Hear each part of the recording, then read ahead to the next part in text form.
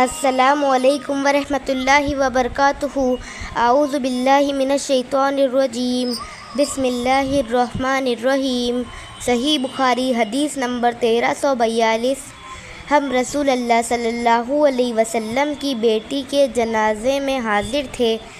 آپ صلی اللہ علیہ وسلم قبر پر بیٹھے ہوئے تھے۔ میں نے دیکھا کہ آپ صلی اللہ علیہ وسلم کی آنکھوں سے آنسو جاری تھے۔ آپ نے پوچھا کہ کیا ایسا آدمی بھی کوئی یہاں ہے جو آج رات کو عورت کے پاس نہ گیا ہو؟ اس پر ابو طلحہ رضی اللہ عنہ بولے کہ میں حاضر ہوں۔ حضور اکرم صلی اللہ علیہ وسلم نے فرمایا کہ پھر تم قبر میں اتر جاؤ۔ انس رضی اللہ عنہ نے کہا کہ وہ اتر گئے اور میت کو دفن کیا۔ عبداللہ بن مبارک نے بیان کیا کہ فلیح نے کہا کہ میرا خیال ہے کہ عربی کا لفظ جس کے معنی ہے جس نے گناہ نہ کیا ہو۔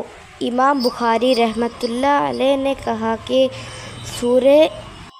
سورہ انعام میں جو عربی لفظ آیا ہے اس کا معنی یہی ہے تاکہ گناہ کرے۔ بسم اللہ الرحمن الرحیم۔ صحیح بخاری حدیث نمبر 1343۔ نبی کریم صلی اللہ علیہ وسلم نے عہد کے دو شہروں کو ملا کر ایک ہی کپڑے کا کفن دیا۔ آپ دریافت فرماتے کہ ان میں قرآن کسے زیادہ یاد ہے؟ کسی ایک کی طرف اشارے سے بتایا جاتا تو آپ بغلی قبر میں اسی کو آگے کرتے اور فرماتے کہ میں قیامت میں ان کے حق میں شہادت دوں گا۔ پھر آپ صلی اللہ علیہ وسلم نے سب کو ان کے خون سمیت دفن کرنے کا حکم دیا۔ نہ انہیں غسل دیا گیا اور نہ ان کی نماز جنازہ پڑھی گئی۔ بسم اللہ الرحمن الرحیم۔ صحیح بخاری حدیث نمبر 1344۔ نبی کریم صلی اللہ علیہ وسلم ایک دن باہر تشریف لائے اور عہد کے شہروں پر اس طرح نماز پڑھی جیسے میت پر پڑھی جاتی ہے۔ پھر منبر پر تشریف لائے اور فرمایا دیکھو میں تم سے پہلے جا کر تمہارے لیے میرے سامان بنوں گا اور میں تم پر گواہ رہوں گا، اور قسم اللہ کی میں اس وقت اپنے حوض کو دیکھ رہا ہوں اور مجھے زمین کے خزانوں کی کنجیاں دی گئی ہے، یا یہ فرمایا کہ مجھے زمین کی کنجیاں دی گئی ہے، اور قسم خدا کی مجھے اس کا ڈر نہیں کہ میرے بعد تم شرک کرو گے، بلکہ اس کا ڈر ہے کہ تم لوگ دنیا حاصل کرنے میں رغبت کرو گے، نتیجہ یہ کہ آخرت سے غافل ہو جاؤ گے۔ بسم اللہ الرحمن الرحیم۔ صحیح بخاری حدیث نمبر 1345۔ نبی کریم صلی اللہ علیہ وسلم نے عہد کے دو شہیدوں کو دفن کرنے میں ایک ساتھ جمع فرمایا تھا۔ بسم اللہ الرحمن الرحیم۔ صحیح بخاری حدیث نمبر 1346۔ نبی کریم صلی اللہ علیہ وسلم نے فرمایا کہ انہیں خون سمیت دفن کر دو، یعنی عہد کی لڑائی کے موقع پر، اور انہیں غسل نہیں دیا تھا۔ بسم اللہ الرحمن الرحیم۔ صحیح بخاری حدیث نمبر 1347۔ رسول اللہ صلی اللہ علیہ وسلم عہد کے دو شہید مردوں کو ایک ہی کپڑے میں کفن دیتے اور پوچھتے کہ ان میں قرآن کس نے زیادہ یاد کیا ہے؟ پھر جب کسی ایک طرف اشارہ کر دیا جاتا تو لحد میں اسی کو آگے بڑھاتے اور فرماتے جاتے کہ میں ان پر گواہ ہوں۔ آپ نے خون سمیت انہیں دفن کرنے کا حکم دیا، نہ ان کی نماز جنازہ پڑھی اور نہ انہیں غسل دیا۔ بسم اللہ الرحمن الرحیم۔ صحیح بخاری حدیث نمبر 1348۔ ان میں قرآن زیادہ کس نے حاصل کیا ہے، جس کی طرف اشارہ کر دیا جاتا، آپ لحد میں اسی کو دوسرے سے آگے بڑھاتے۔ حضرت جابر بن عبداللہ رضی اللہ عنہما نے بیان کیا کہ میرے والد اور چچا کو ایک ہی کمبل میں کفن دیا گیا تھا۔ بسم اللہ الرحمن الرحیم۔ صحیح بخاری حدیث نمبر 1349۔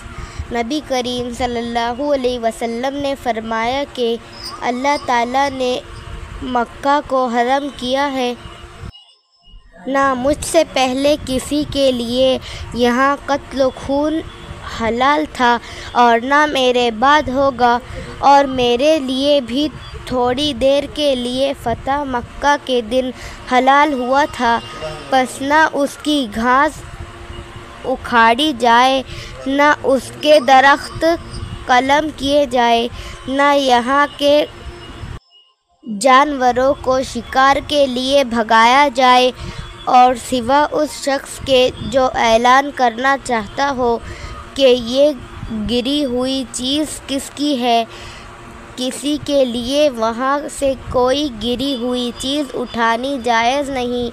اس پر حضرت عباس رضی اللہ عنہ نے کہا، لیکن اس سے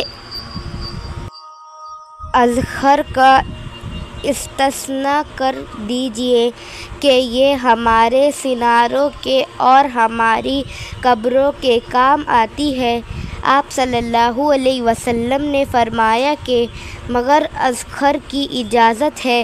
ابو ہریرہ رضی اللہ عنہ کی نبی کریم صلی اللہ علیہ وسلم سے روایت میں ہماری قبروں اور گھروں کے لیے، اور ابان بن صالح نے بیان کیا، ان سے حسن بن مسلم نے، ان سے صفیہ بنت شعبہ نے کہ انہوں نے نبی کریم صلی اللہ علیہ وسلم سے اسی طرح سنا تھا، اور مجاہد نے طاؤس کے واسطے سے بیان کیا، اور ان سے ابن عباس رضی اللہ عنہما نے یہ الفاظ بیان کیے، ہمارے کی لوہاروں اور گھروں کے لیے اذخر اکھاڑنا حرم سے جائز کر دیجئے۔ بسم اللہ الرحمن الرحیم۔ صحیح بخاری حدیث نمبر 1350۔ رسول اللہ صلی اللہ علیہ وسلم تشریف لائے تو عبداللہ بن ابی منافق کو اس کی قبر میں ڈالا جا چکا تھا، لیکن آپ صلی اللہ علیہ وسلم کے ارشاد پر اسے قبر سے نکال لیا گیا۔ پھر آپ صلی اللہ علیہ وسلم نے اسے اپنے گھٹنوں پر رکھ کر لعاب دہن اس کے منہ میں ڈالا اور اپنا کرتا اسے پہنایا۔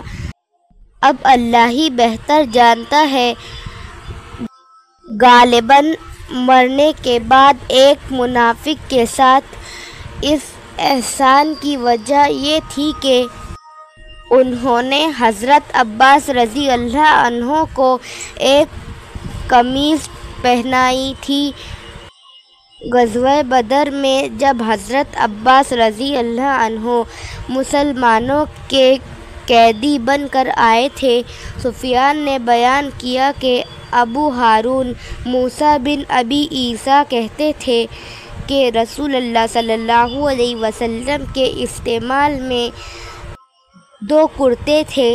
عبداللہ کے لڑکے جو مومن مخلص تھے رضی اللہ عنہ نے کہا کہ یا رسول اللہ صلی اللہ علیہ وسلم، میرے والد کو اپنا وہ قمیص پہنا دیجئے جو آپ کے جسد اطہر کے قریب رہتی ہے۔